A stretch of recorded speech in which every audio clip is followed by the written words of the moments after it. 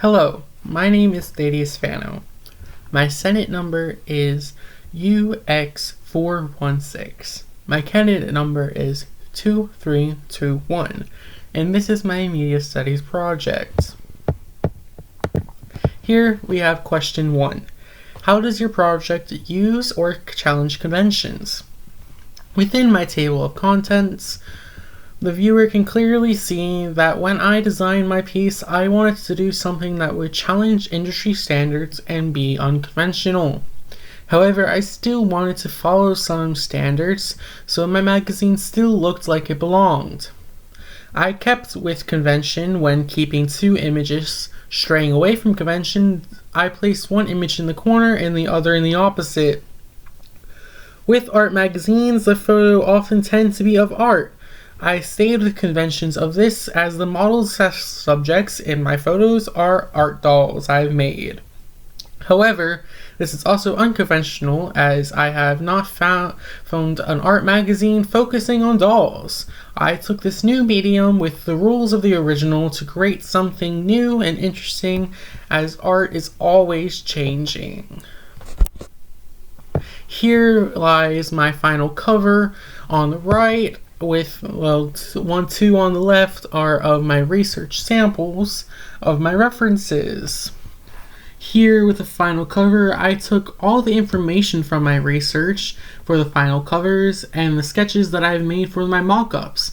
As an overview, I decided to be more conventional here with my final cover as the image is in the center and the leading articles being underneath the image and the masthead being above the image. Both the masthead and the leading articles are in a larger font than the supporting articles. The masthead is also in 2 different fonts as that is normal for industry standards from art magazines. When researching the covers of my magazine, I noticed the types of barcodes that were used, and I also decided to use one on the bottom right just like my references. The second half of this question is how does it represent social groups or issues? My magazine here targets mental health and how to overcome depression with art. Within my double-page spread, the story focuses on this, which represents the social groups of artists and inspiring artists, my target audience. With mental health being a very common issue for this audience, I felt it was a perfect way to model this. Mental health is not just an art issue, however, anyone can have this issue.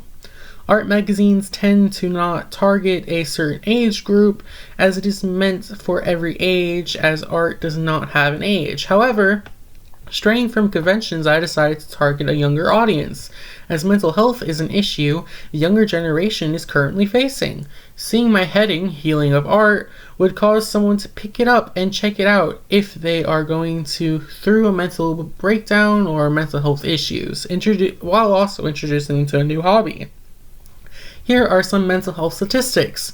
21% of adults are experiencing at least one mental illness. That is roughly 50 million people. 55% of adults with mental illness are not receiving any treatment. And 5.44% of adults are experiencing severe mental illness. Question 2 is how does your product engage with audiences? Mental health is a very big topic found in many social cliches, so many people can see my magazine and relate to it, wanting to buy and making them want to buy the product. These customers don't have to be just a fan of art, as mental illness is an issue all around. Majority of folks who consume art magazines are female, with roughly 60% of the total audience according to some estimates. Though the topic of mental illness is an interesting topic and many people can be found an interest in it, my core audience will still be of artists and creatives, which is a niche audience. This being the case, I designed my cover of table of contents and also my double-page spread to attract these groups of people with the colors I've chosen and also the unique art form featured. Now, the second part of the question is how would it be distributed as a real media text? Like most magazines, mine can be distributed from stores that carry magazines, such as grocery stores or bookstores. Because my magazine are targeted for all age groups, my magazine can be distributed anywhere. But because my magazine is focused on the youth of this group, I also thought that since we are increasing in a living digital age, this would be important for my magazine to have an online preference, such as websites or various platforms of the media, to engage an audience across the globe. This is also the case for a younger generation, as the younger generations are more online than ever before.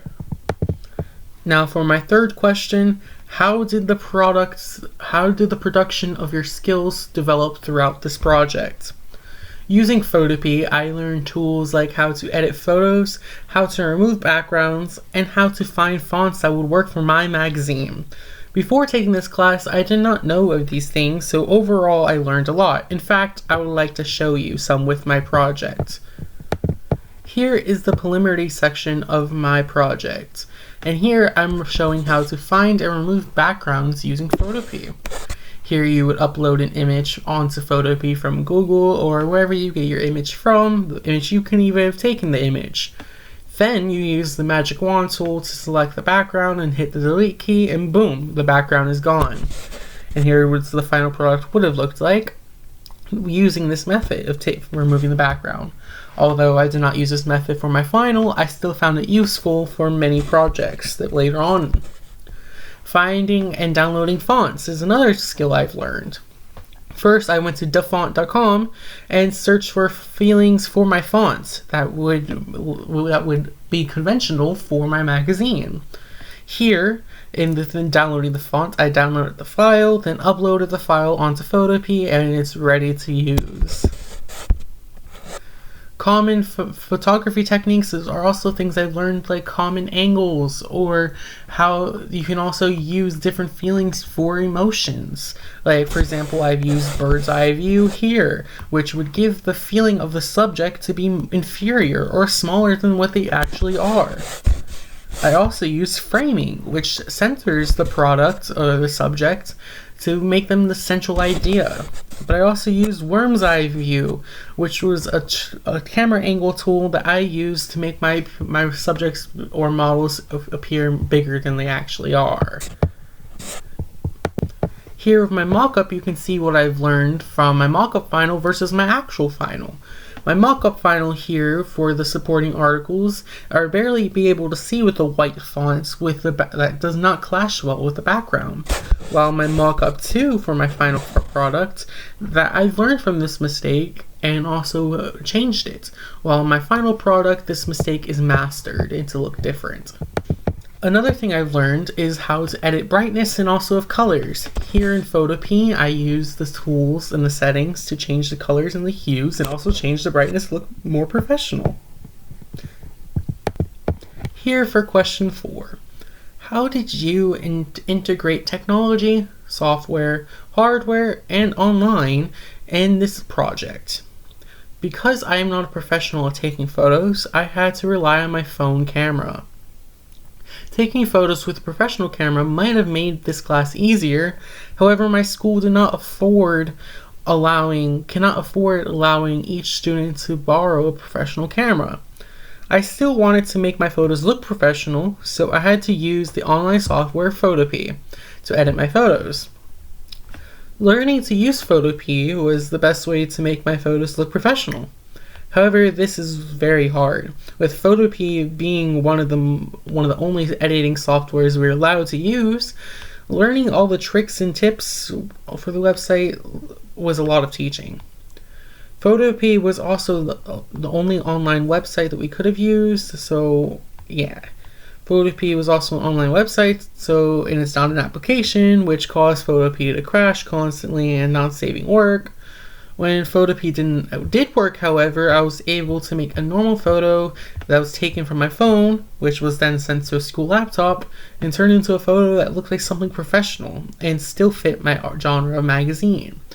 Overall, Photopea was a 50-50 chance because half the time it didn't save because it crashed, but when it did work, It worked wonders as it helped me edit my photos and make them look professional and unique.